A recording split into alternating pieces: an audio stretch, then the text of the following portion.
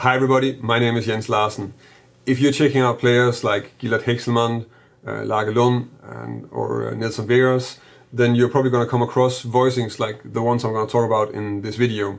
I'm going to go over some voicings that I have taken from their playing, and you'll not only get these voicings, but you're also going to get an insight in how I work with harmony if I'm exploring new voicings, because what I'm going to do is just what I normally do when I'm finding some voicing that I'm not that familiar with. If you want to learn more about jazz guitar, about playing over chord progressions, or check out some interesting chord voicings or arpeggios, then subscribe to my channel. If you want to make sure not to miss anything, then click the little bell notification icon next to the subscribe button. To give you an idea about how these voicings work and how they sound, I'm first going to go over two cadences and talk a little bit about the note choices and the interval structures. And then I'm going to start trying to expand on them and put them in some other context and see if I can get some more voicings out of them.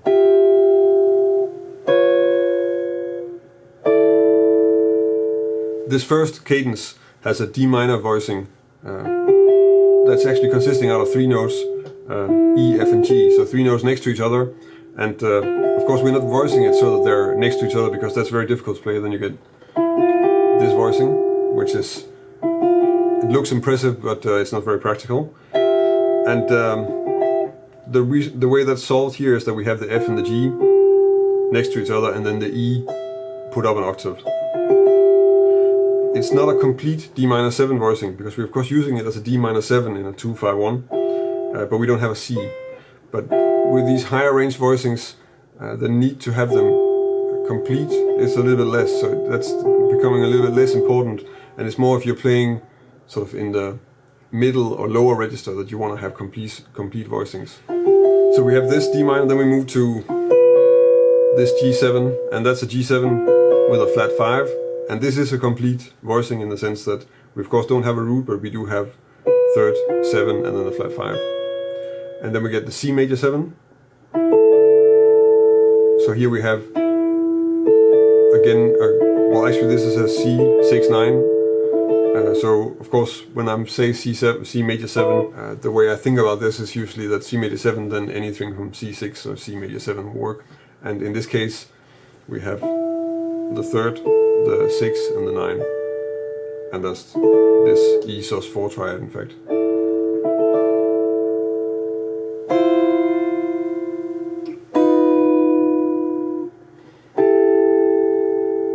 So in this example, we have this voicing, which is, now we have a complete D minor 7, because we have the third and the 7th, and then we have a 9 next to the third. This is a type of voicing that I already did some videos on. Actually I did 2 or 3 videos about a year ago, I think. I'll try and link to those in the description. So these are kind of derived from these drop 2 type voicings, and you can use them here, I think, in the video. I'm probably using it on the middle string set a little bit more. And this voice leads into this G7, which is again a complete G7. So we have the third and the 7th, and then we have the flat 13 here, and then we go into this, which is a C6 again. Even though I've written C major 7. So we have 6, 3rd and the 5th in there. And it's sort of nicely,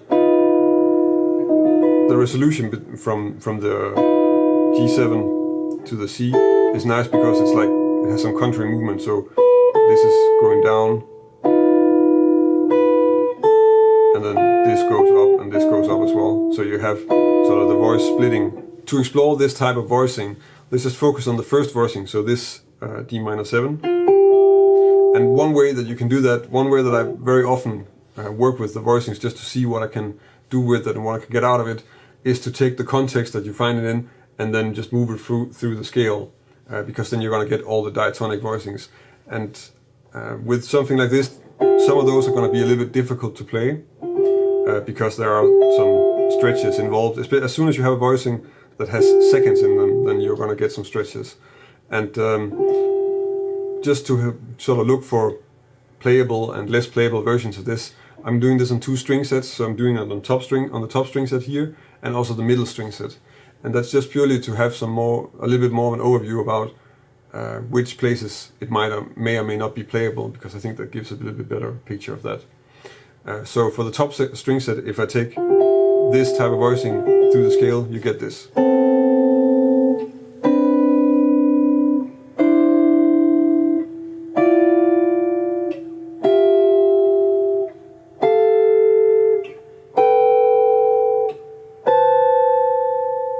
And for the middle string set,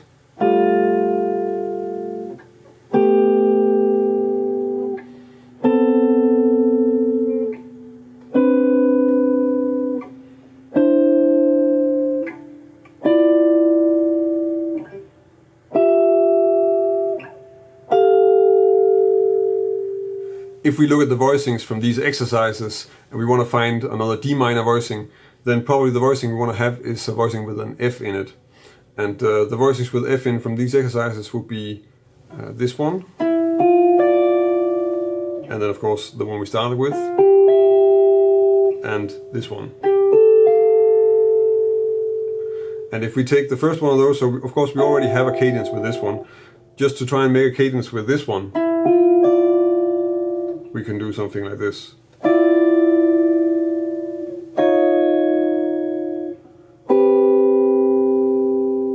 So we have this for the D minor, and then the G7, so this is G7 altered. As soon as you have an altered chord, an altered dominant, then you can be a little bit more loose with having a complete voicing, because all the alterations are kind of gonna give away that this is an altered dominant anyway. And that's what's happening here. So in this voicing, I have the 7, so I still have the F in there. I don't have a third, but I do have a flat 5 and a flat 13. And then I'm resolving that to this sort of a C major 7 shell voicing, which is C, G, and B. Another way to work with this is to add a little bit more movement in the cadence. And because we're playing 3-note voicings, we do have that room to maneuver. So we could make a cadence like this.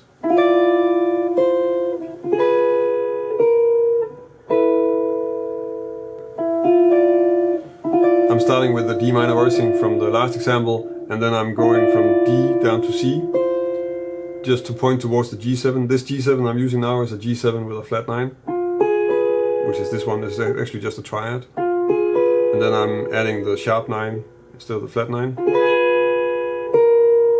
And then resolving that to this C major 7 voicing, which is really just an E sus triad over C.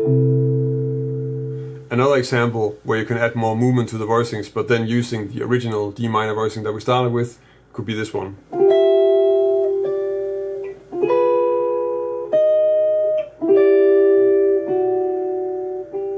So here, first I have movement in the melody on the D minor, so we have this D minor 9, taking the melody down to a D to the root, and then the same F diminished triad for the G7, which gives us a G7 flat 9, then going up to a flat 13 here, and that's really giving us like an F minor shell voicing that I then resolve to an E minor 7 shell voicing on the C. So that's a C major 7 or a C major with an added 9. It's not really a C major 7. And then on the C major 7, I just add the or move down to the sharp 11 and then back up again. So now we've created a few other D minor voicings and taking them through some cadences just by taking the voicing and moving it through the scale. But of course we can also look at, with this type of voicing, what other kind of chord can we use it for? So if we try and find a way to use it for the G7 altered in the cadence, then there are two places where that might work. The first one would be this one, and the other one will probably be if we have this one. And if we try and use them like that, then that could be something like this.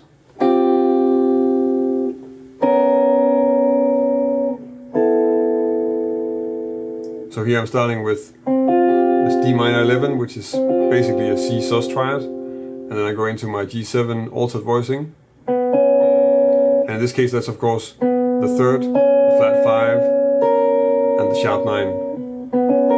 And then I'm resolving that to this C major 7 with a 13, and that's really just an E sus4 triad. If we use the other one, then that could be something like this.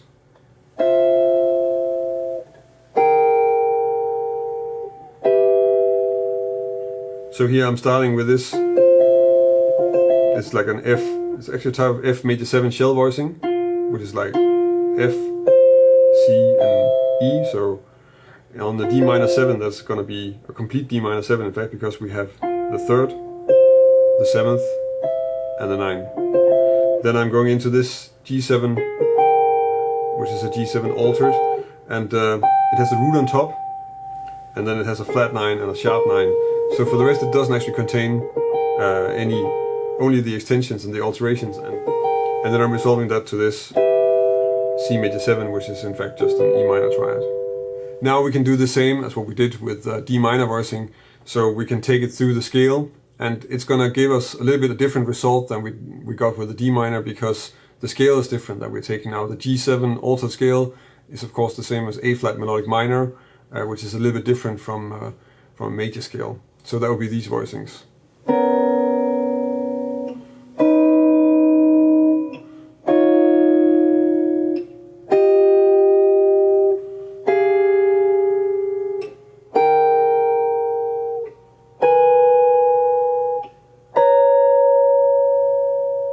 As I already mentioned, when you're playing altered dominance in the context of a cadence, then we don't have to play a complete chord. So there are actually quite a few of these voicings that you can get away with using.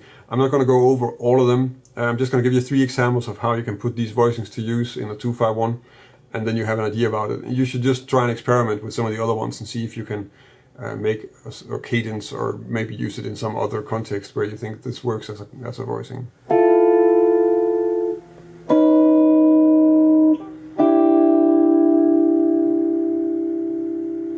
In this example, I'm using the second voicing from the exercise. So if we have the G7 also, we start with this, and then I move it up here, and that's the voicing I'm using. And this is a G7 also voicing that has the 3rd on top, and then it has a flat 5 and a flat 13. And in the cadence, I have this D minor 9 without a 7th, and then the G7 altered. And then I'm resolving that to this C major voicing, which here is actually a C major with an added 9. At some point, you maybe let me know in the comments if you want me to make a lesson on this. Especially some of the C major voicings that I'm using in this video are coming out of moving around voicings in the pentatonic scale, because pentatonic scales tend to work really well as upper structures for chords.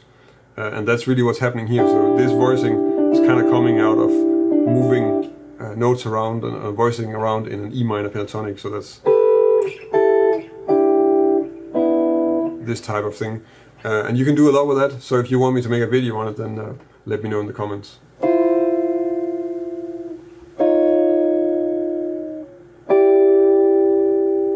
This example is using the 3rd voicing. So now we have this one, and this voicing has a 7th, a flat 13 and a flat 5. And the first one, so first we get this D minor 9 voicing, and now we do have a complete D minor 9. I think I've used that once before in this video already. And then that of course fits perfectly when moving into this voicing, because the top voice is moving up a half step and the lower voice is moving down a half step. And then I'm resolving this. These all kind of want to resolve. Well, they don't want to resolve up, but you can resolve them up. Especially the outer voices want to do that, to go up. And then I can move them up to this E minor 7 shell voicing on the C.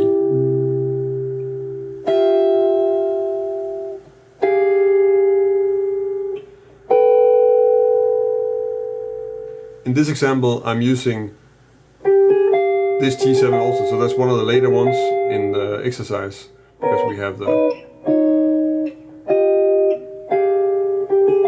And here we have, on the G7 also, we have the root, the flat 9, and the 7th. A lot of the time, what works as a G7 also with these voicings is probably also that they contain that second interval, and they have also a major 7 or a minor 7 as the outer interval, because they're both kind of dissonant, and that makes it more sort of a little bit more interesting to listen to. And in this case, the construction is also giving it the needed tension that wants to resolve, and we can kind of use it as a dominant for that, because we almost never have a complete dominant with these voicings. So in the context, I'm using it together with the original D minor voicing, so this one. And then you can really just move the whole thing up and voice lead it up one step to get a G7 also. So the F moves up to G, the G to A flat, and the E to F. And then we have this voicing for the G7 flat 9. And then I can do the same thing again to get to my C major 7. And the way I do that is I move the G up to A, I move the A flat up to B, and the F up to G. So we have a C major 7 that has a 7 and a 13 or a 6 and a 5th, but we don't have a 3rd. When I'm exploring new voicings, like I'm trying to demonstrate here, the process is really to just look at the voicing and then take it through a scale. And in this case, of course, I took sort of the obvious choice, so I took it through the scale that fits the chord that I'm using it in the context. So it's going to be like a major scale or a melodic minor scale. You can still do other things. There are other things that I didn't go over in this video, because we can also start looking at trying to make inversions of it. As I also just briefly mentioned, the idea of taking this voicing through a pentatonic scale is also something that's going to give you a lot of interesting voicings if you start working with it. But that's something I can get into in another video. So feel free to let me know in the comments if you think that's something you want to see a video on. If you want to learn more about jazz guitar, about analyzing harmony and adding extensions to chords, and this is the first time you see one of my videos, then subscribe to my channel. I publish a new lesson every week, and I've been doing it for quite some time, so there's already really a lot of material on my channel. This video is made possible by the support of my patrons. I'm very grateful for the small community of people that are supporting me over on Patreon, and if you want to help me keep making videos, then check out my Patreon page. There's a link in the description. If you support me on Patreon, I can give you something in return for your support. That's about it for this week. Thank you for watching, and until next week.